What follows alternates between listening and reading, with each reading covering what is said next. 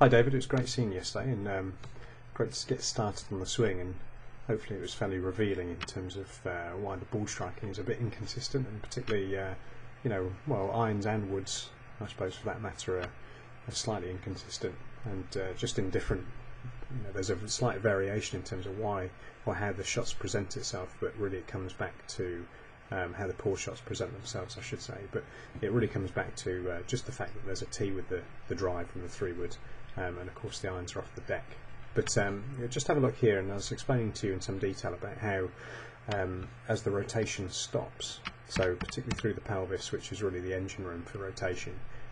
as the rotation stops, then from going from this position where you're nicely underneath the plane line and parallel to it, which is a nice strong position to be in, which we can rotate through the ball from. Of course the rotation stops, and then the hands and arms work independently, which puts the hands very much in the club, very much above the plane line, but also pointing slightly to the right of target. So you can see as you start the downswing,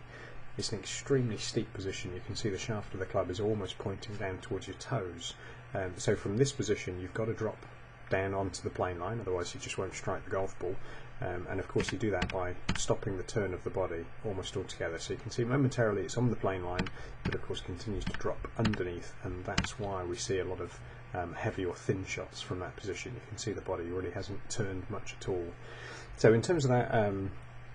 a bit of a squash reference, if you like, if you're in the back right hand part of the court, what we're trying to do is get the racket or the club or whatever set more behind you, so trying to improve the rotation on the backswing.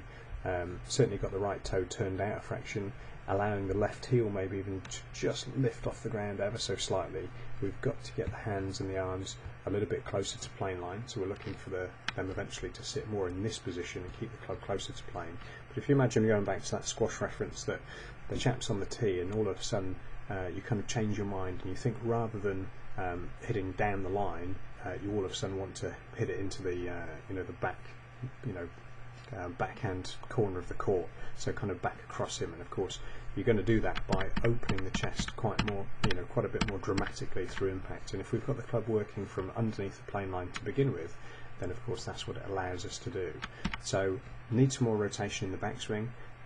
much flatter backswing, so the hands and arms and the club are going to be much more behind you, and of course then leading to this much more of an open chested position as we're striking the golf ball, which will move the lowest point of the swing after impact. And of course the telltale sign for to show that you're doing it well is obviously getting the ball and then the turf contact, and that slight squeezing of the golf ball that's very much synonymous with a good strike. So yeah, great first session, and look forward to seeing you again.